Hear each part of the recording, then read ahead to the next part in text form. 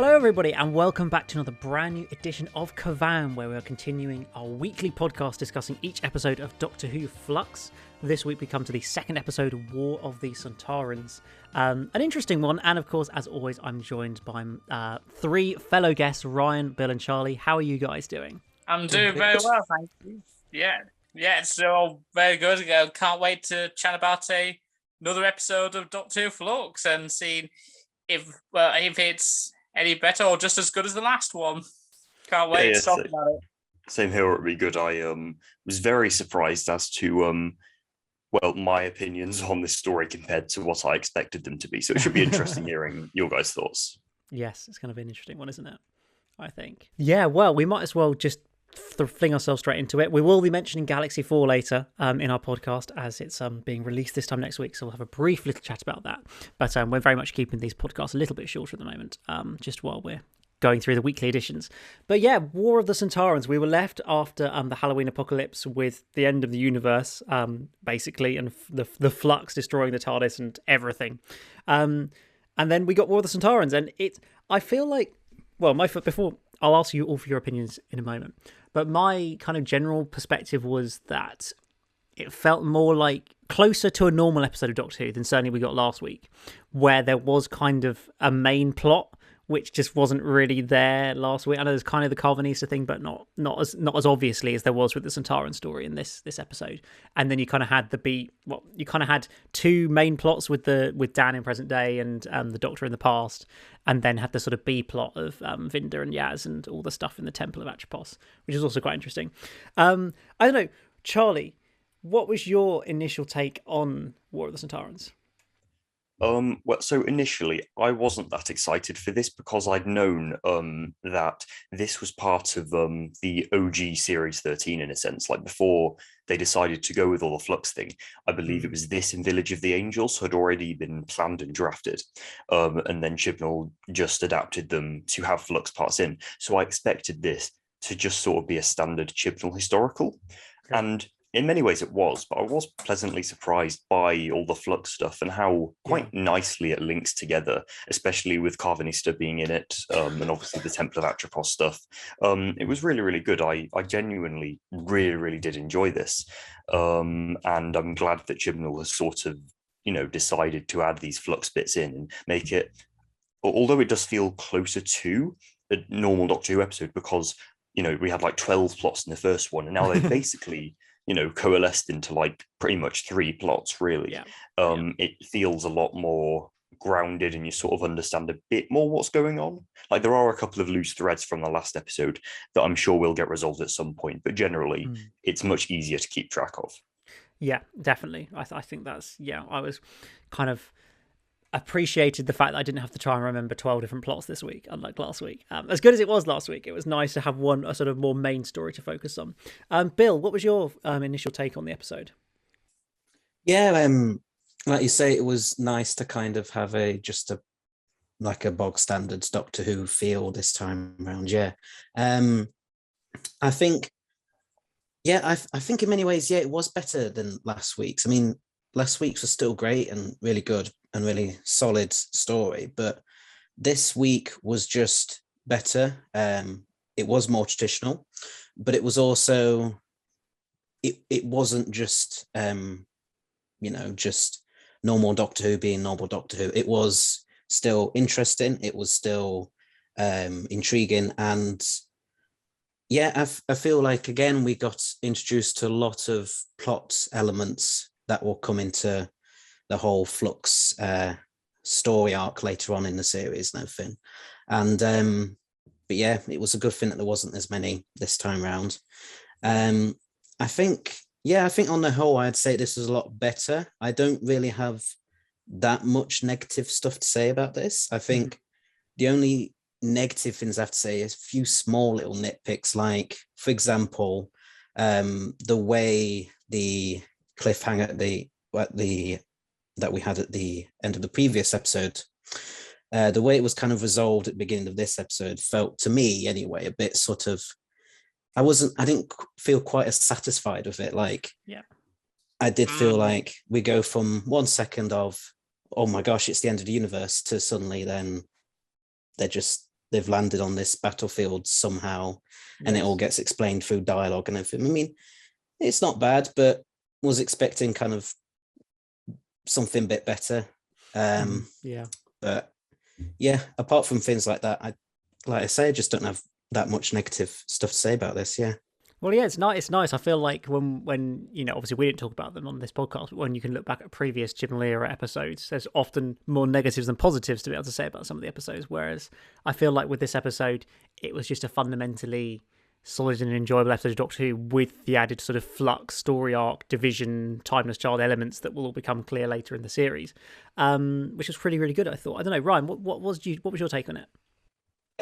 Kind of mirroring what Bill said. I mean, I do think this is an improvement over the last one. Whereas the last one, there was so many plot threads and plot lines being introduced that it was a kind of so much to kind of take all in that it kind of gave me a bit of a headache after I watched it. But with this, it's nice that it was more cohesive. It was like there was a good, clear plot to kind of funnel in on, which is this Sontaran conflict that's spanning across these two different time periods. I like the idea that the Sontarans have decided to not just invade Earth, but also then incorporate this sort of time travel technology where they decided they want to invade not just Earth in present day, but plan to do it at all different time periods so that the Sontarans have always been on Earth. And I like the fact that their motivation behind it links back to their very first story in the Time Warrior. Commander Lynx. It was ours. It was pretty much ours ever since Lynx planted his flag, and which was one of my favorite moments from that story. And it's so great how it all tied into that, which probably might explain why the Sontarans look similar to those classic Sontarans, perhaps. That's a good point. And I think, as I said, I do think this is a good, solid Sontaran story. It's nice that we actually have the Sontarans as a threat again after so many years of not having them as the main villain on screen, which I thought was nice. My only slight issue was that there wasn't enough Sontaran action. We do have this one big battle scene that in around the middle of the story, but then other times there isn't really that much Sontaran action, and I kind of wish there was some more battle scenes, but then again, that's just me. I do think it was a little bit strange how Dan was so easily managed to sneak into the main Sontaran base that's meant to be highly secure and guarded, and yet he managed to get in easily, which I think was a little bit like, what? But anyway, it didn't really completely hamper the whole experience. So I honestly thought it was a genuinely fun story, even if there are some elements that kind of don't connect. I mean, I remember the Liverpool 1820 storyline from the previous one, the main guy, William. So I knew he was going to be in this one, but I did not expect it to be just some pop-in cameo where it's just like, and I'm still here, and then I'm off screen again. Bye-bye. I was a bit like, what? That's it? And honestly, I actually got really frustrated at that because I'm just like, there needs to be a point to this whole Liverpool 1820 storyline, which I'm pretty sure it will later on, but it's just like, I'm still yet to find a reason to care about that aspect of the storyline. So even though I did have some issues here and there, I do think it was a genuine improvement over episode 1. And as I said, as a story on its own, if this was just like a general thing that had no connection to any Doctor Who storyline, it's still a solid Sontaran story, definitely. I mean, I think it might be my third or fourth favourite Sontaran story overall. Yeah, no, I mean, well, let's have a little chat. What do we all think about the kind of Sontar main plot, the Sontaran plot of this story? We'll come on to the, Temple of Atropos stuff in a minute. But Charlie, in terms of the actual main plot, the Sontaran plot, did you think, Ryan, you mentioned you quite like the idea of the sort of time travel and taking over Earth at different points in history. Do you feel like that was quite a nice way to kind of incorporate the Sontarans into it, but also in a slightly different way to what we've seen with Sontarans in the past?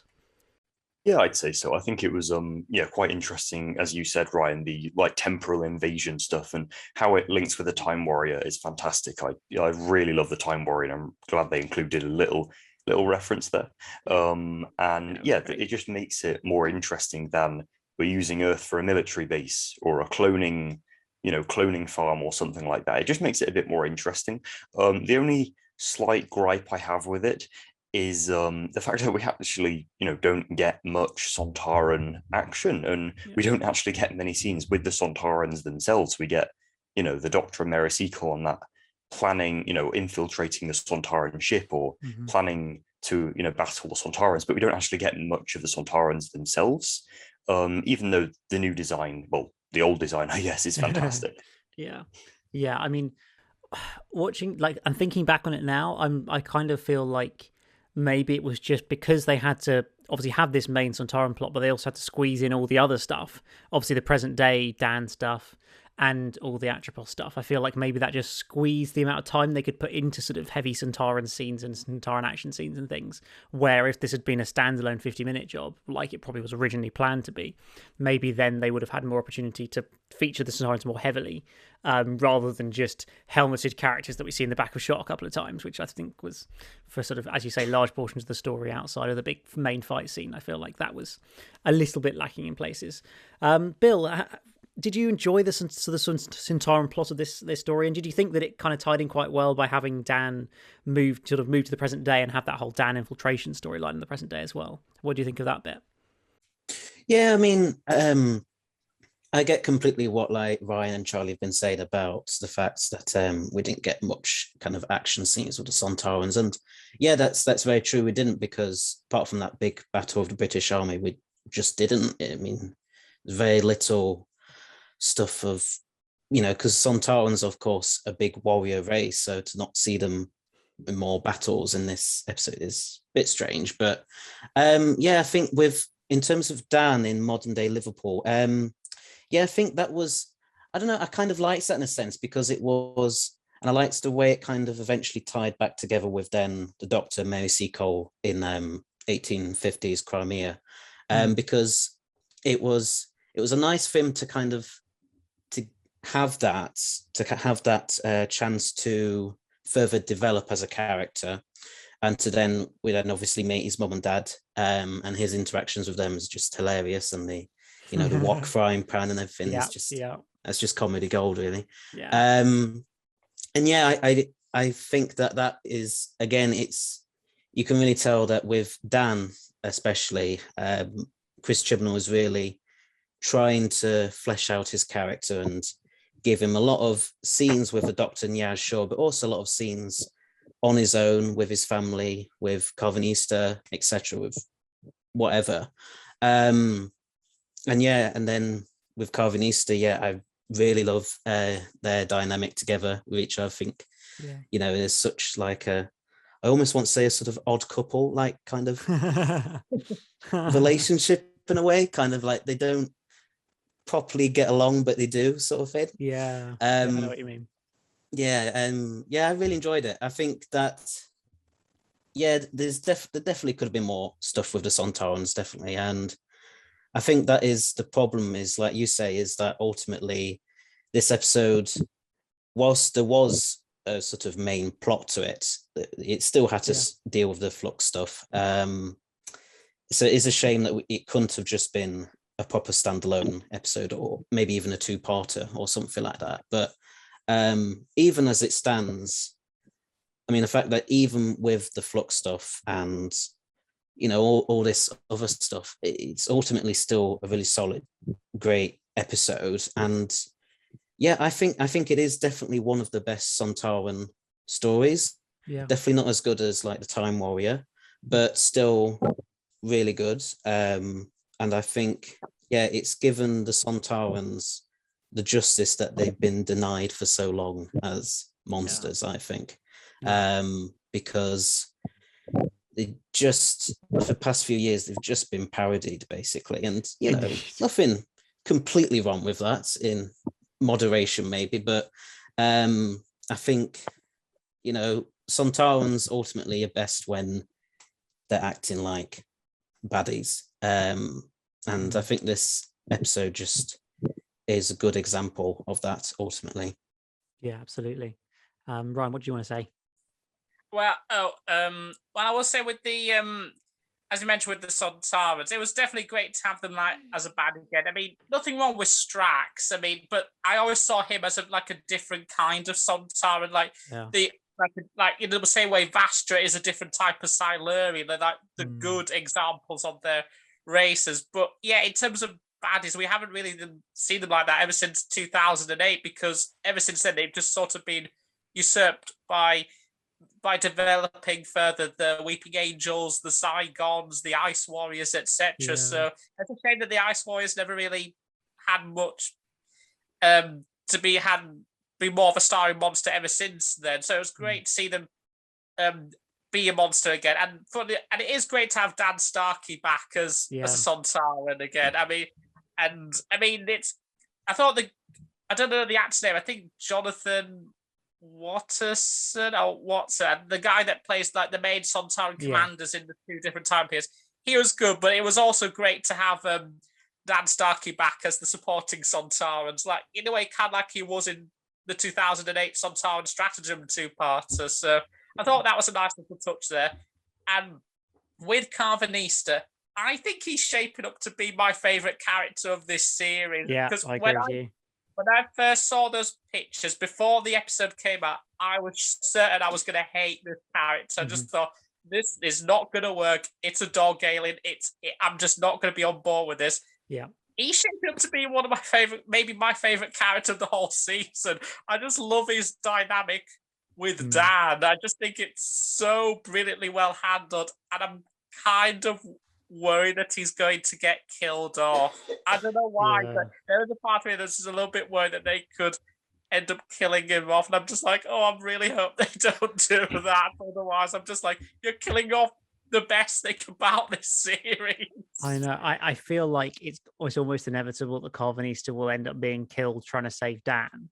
Like, in protection of Dan, he'll have to sacrifice himself or something, and we'll get a nice emotional beat from it, which will be nice, but also like it's a shame to lose that character. So I'm afraid, Ryan, I sense your fears may well be realised with Carvanista there. No! I know. It's going to be a sad day if it does come around towards the end of the series. I feel if that doesn't happen, and let's say Carvanista survives, which I really hope he does, because he's a fantastic character. I feel if Big Finish got the rights to the Jodie Whittaker era, I'd want them to do a Dan and Carvanista box set. Yes. I will buy that in an instant. I'll buy that in a heartbeat. Yeah. I will just that pre-order day one. Yeah, totally. Sometimes we can accuse Big Finish of maybe trying to milk it a little bit, but I think people would buy Dan and Carvanista. I think that would be an entertaining box set, wouldn't it? That would be some good fun. But yeah, that was sort of the A plot and the main plot of this story. But we also had all this stuff set on the Temple of Atropos, which we knew was going to be featured in this, but we didn't really know anything about exactly what it was. And that's kind of where Yaz got sort of sent off to, and I don't know, I felt like Yaz was pretty underutilized in this story compared to the first episode, where I felt like she really had some character. She was like a big main role of the episode.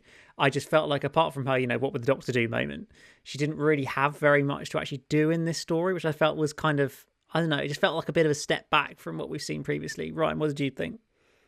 Yeah, it is a shame that after kind of trying to build up Yaz as the main companion for Jodie Whittaker, it's a shame that she's got kind of sidelined in this episode, having this B plot with Vinda. And I've seen some people theorize this, and I don't know if it's true or not. I don't know if Vinda was originally supposed to have been Captain Jack. I've seen maybe Captain Jack was supposed to have been in that sort of supporting role, considering that he was sort of built up in the last series, that maybe he was going to have a bigger role in this series, and maybe who knows what happened behind the scenes, that they decided to do a different character, maybe. But I know that certainly it could have been originally planned to be Captain Jack, but it wasn't changed because of all the stuff that happened with him with John Barrowman early this year, because it was all in planning and filming well before that. So they would have decided by the middle of last year that it wasn't going to be Captain Jack and it was going to be Vinda instead. As I say, I can kind of see what you're saying, and I think it could have originally been him, but certainly since sort of pre-production started, they clearly decided on having a new character instead. Which I mean, it isn't too bad. I mean, I do think Jacob Anderson is actually doing a good job. Yeah. And I mean, even though we don't really know that much about Yeah, Vin that's the thing. Diesel Yeah. as a character, he's still a likable presence, and it's clear that he's definitely going to have much more of a bigger role in the next episode if trailers are led to be believed. But yeah, this sort of little subplot, it's clear that they are like explore more about this temple of the Mori and Yes. everything. That does seem to be very much implied that it is connected to the whole legacy of the timeless child, which Yeah. I'm still very iffy on, considering, well, my feelings about how the Doctor's the timeless child and all that. But I mean, even though I'm still not a huge fan of that, it's weird. It's going to be interesting to see how they take it further in the next episode, considering appearing that Yaz and Vindo are going to survive possibly their ordeal and diving more into the division and everything happening there, which it's definitely going to be interesting. But it's clear that this B plot is just basically a glorified setup for what's going to happen in episode 3.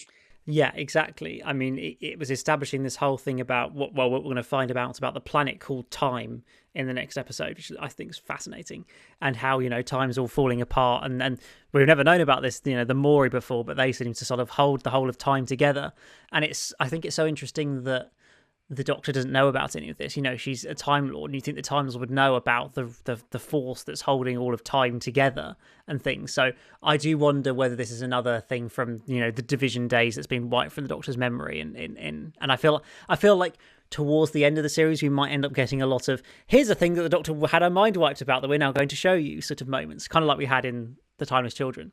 I don't know how I feel about that. I feel like it's just going to be necessary to do it to be able to create some development. I wouldn't be surprised if they do the thing of explaining, like, it was the Mori and time that this planet of time that actually created Gallifrey. Who knows? I wouldn't be surprised if they go that far and say they're the originators of Gallifrey. They were the original Gallifrey, the original Time Lords, and all of that. Yeah, exactly. I wouldn't be surprised if Kindle goes that far. It will be interesting to see, won't it? I mean, Bill, obviously we had Swarm and Azure become much bigger kind of presence in this story, and they were a big part of the Atropos scenes. What did you enjoy kind of the performance? I mean, I personally really like seeing like Swarm. I think is going to be one of the great villains of Doctor Who. At least maybe that's a bit dramatic, but I feel like he's going to be a really, really great villain. I just felt like he really took control of those scenes, and you just get the impression he's got such a power over this whole situation, and he's like, you know, just completely in control, and the Doctor's kind of got no hope, it almost feels like. I don't know, what was your take on all that stuff with Swarm towards the end of the story? Like you, I think that Swarm is going to be shaping up to be one of the great Doctor Who villains, definitely, because I don't know, there's just something about him and Azure as well, just the two of them together. It's just, I don't know, I don't quite know what it is. It's just the acting or something is just really, really good. And I think the thing about that, which I kind of found a bit strange, was the whole introducing of the third member of that group, Passenger, I think his name was. Oh, yeah. Yeah, and the thing is I know, like, obviously they've got to do other stuff with the whole temple and the Crimean War and Sontarans and everything, but if you're going to introduce a new character like Passenger, it kind of feels weird that he just shows up out of nowhere and Swarm just says, "Oh, now we are free," or something like that, and then it doesn't really get explained, like, what exactly is Passenger, like, is he also some kind of, you know, is it like, what exactly is he to Azure and Swarm? Like, is he their colleague, or is he just some kind of ally? Or, you know, it's a bit in the air, I think, at a minute. And as for the temple stuff, again, I'm gonna have to wait and see, like, how they go about that in the later series, because at the minute I'm not too sure, because like, I enjoyed the Crimean stuff and the Sontarans, and then with the temple stuff, I just wasn't too sure what to make of some of it, because, you know, we're not given loads of information in this episode, which, you know, it's not a bad thing, but it then kind of means that then I kind of ended the episode wondering, what on earth's going on in this temple? You know, it's kind of, Yeah.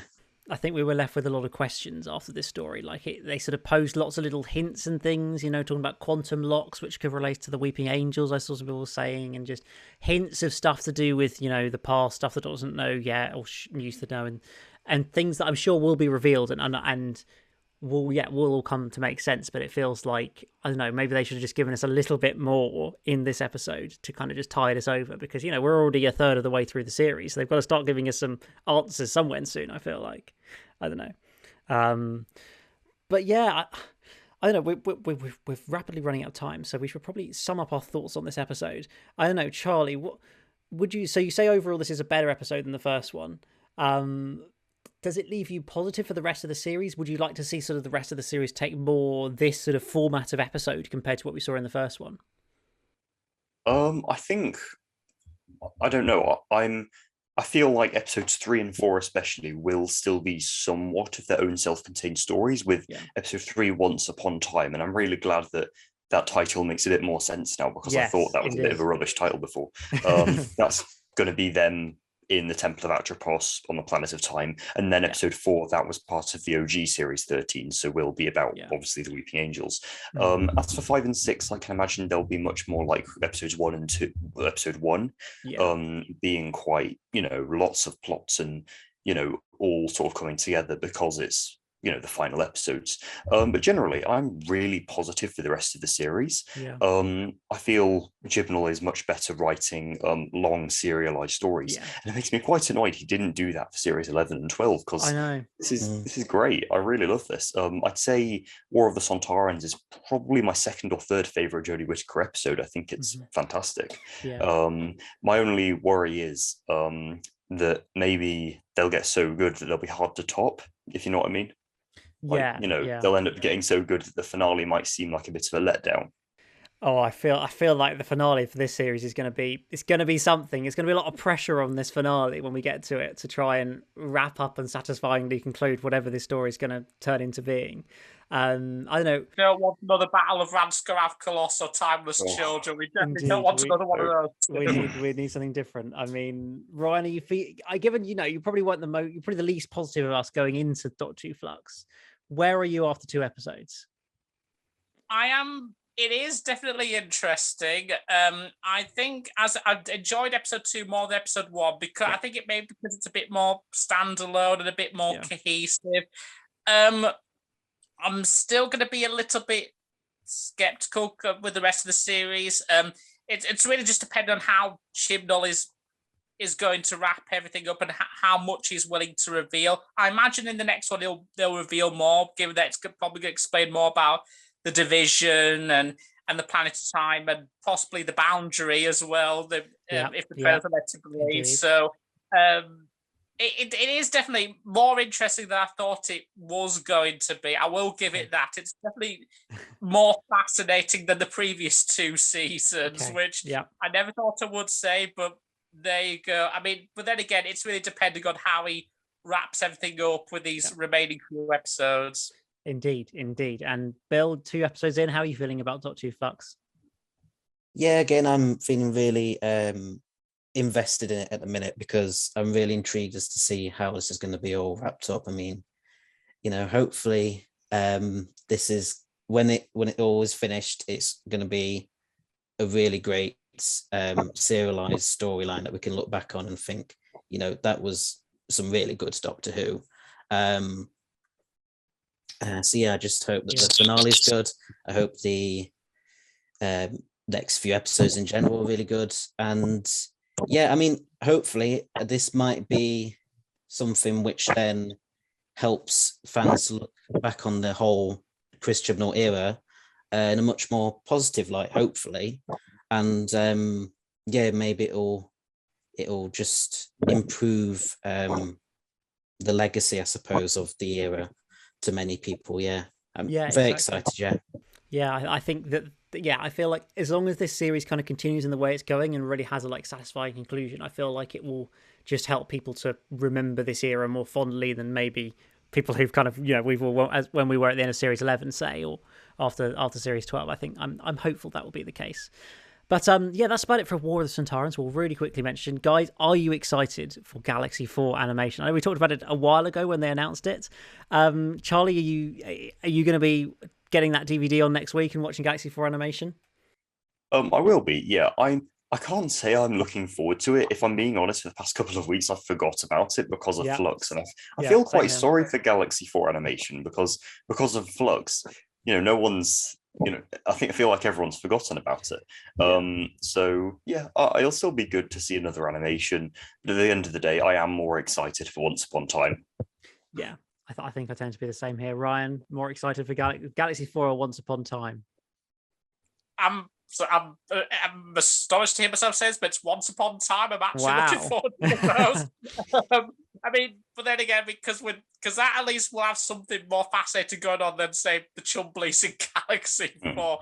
I mean, I've forgotten that story was coming out next week, which is, I mean, I think not only that, but I think everyone's sort of coming off the high of how great Evil of the Daleks animation was. So to have it be Galaxy 4 is a little bit odd, but I'll still watch it when my pre-order arrives next week. Yeah, indeed. And Bill, looking forward to it? Yeah, I'm looking forward to Galaxy 4, but again, like everybody else, I'm probably looking forward to Series 13 and the next 2 episodes, especially, probably the most. Yeah, Galaxy 4 is in some ways a bit of a strange choice for them to go with to animate. Yeah. But I don't know, maybe it being animated might maybe make people look back on it a bit more positively. Yeah. Possibly. I don't know. Might not happen. But we have a hope. Yeah.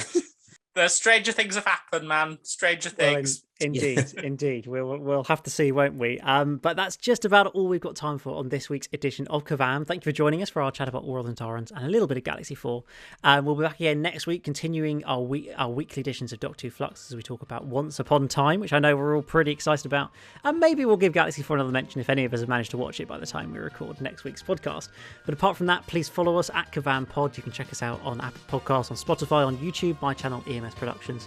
But apart from that, that's all for today's podcast, and we'll be back in very soon for another brand new one. See you then. Bye-bye.